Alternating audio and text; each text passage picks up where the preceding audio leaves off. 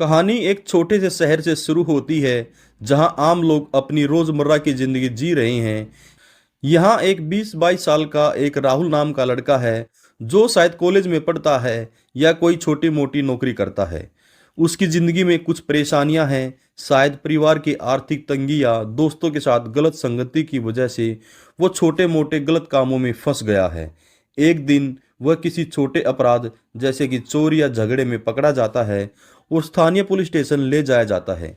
वहां उसकी मुलाकात एक महिला इंस्पेक्टर से होती है जिसका नाम था अनीता। अनीता बाहर से देखने में बहुत सख्त और ईमानदार अधिकारी लगती है।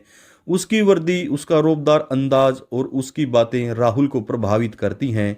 वो राहुल से कहती है, मैं तुम्हें इस मुसीबत से बचा सकती हूँ, लेकिन इसके लिए तुम्हें मेरी बात माननी होगी।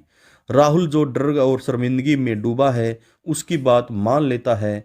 अनीता उसे छोड़ देती है, लेकिन उससे उसका फ़ोन नंबर ले लेती है और कहती है, मैं तुमसे बाद में संपर्क करूंगी।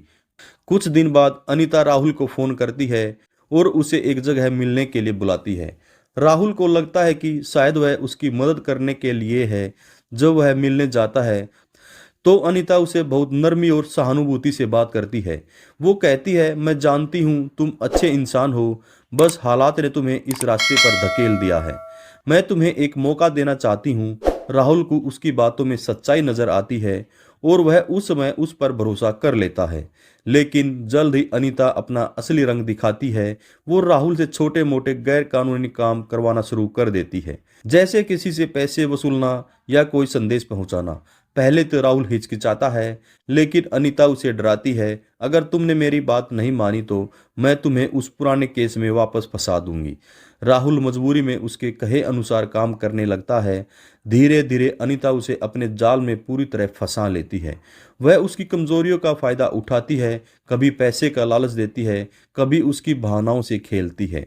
जैसे जैसे कहानी आगे बढ़ती है पता चलता है राहुल अकेला नहीं है। अनीता ने कई जवान लड़कों को अपने इस जाल में फंसाया हुआ है। वो अपनी सुंदरता, अपने पद की ताकत और अपनी चालाकी का इस्तेमाल करके इन लड़कों को शिकार बनाती है। कुछ लड़कों से वह पैसे ऐंठती है, कुछ से गैर कानूनी काम करवाती है और कुछ को वह ब्लैकमेल करती है। वह उनके फ़ोन कॉल्स रिकॉर्ड करती है, उनकी तस्वीरें लेती है, फिर उन्हें धमकाती है अगर वे उसके खिलाफ गए तो सबूतों को उनके परिवारों या पुलिस के सामने ला देगी। राहुल की जिंदगी अब नर्क बन चुकी है। वह दिन रात अनीता के डर में जीता है। उसे समझ नहीं आता वह इस दलदल से कैसे निकले। एक दिन अनीता उसे एक बड़ा काम करने को कहती है। शायद किसी बड़े अपराधी को पैसे पहुंचाना या संदिग्ध सामान डिलीवरी करना था। राहुल इस बार मना कर देता है, लेकिन अनीता उसे बुरी तरह धमकाती है और उसकी पिटाई भी करवाती है। कहानी में एक टर्निंग पॉइंट तब आता है जब राहुल का एक दोस्त या परिवार का कोई सदस्य उसके बदले हुए व्यवहार को नोटिस करता है। राहुल पहले तो कुछ नहीं बताता, लेकिन जब उसकी बहन उसे बार बार पूछती है और उसकी हालत देखती है तो वो टूट जाता है और सच्चाई बता देता है। उसकी बहन यह सुनकर हैरान हो जाती है और फैसला करती है कि इस भ्रष्ट पुलिस वाली के खिलाफ कुछ करना होगा। वह अपने स्तर पर सबूत जुटाने की कोशिश करती है और एक ईमानदार पुलिस अधिकारी या किसी पत्रकार की मदद मांगती है। यहाँ से जांच शुरू होती है। जांच के दौरान पता चलता है कि अनीता का यह खेल काफी समय से चल रहा था। कई अन्य पीड़ित लड़के भी सामने आते हैं जो डर की वजह से पहले चुप थे। पुलिस को कुछ ठोस सबूत मिलते हैं, जैसे अनीता के फोन रिकॉर्ड्स, बैंक ट्रांजैक्शन और गवाहों के बयान। अंत में अनीता को गिरफ्तार कर लिया जाता है। वह अपनी सजा से बचने के लिए बहुत कोशिश करती है, कभी रिश्वत देने की पेशकश करती है, कभी अपने सीनियर्स के नाम का सहारा लेती है, लेकिन सबूत इतने पक्के होते हैं कि वह बच नहीं पाती है। कोर्ट में उसका ट्रायल शुरू होता है और उसे सजा सुनाई जाती है।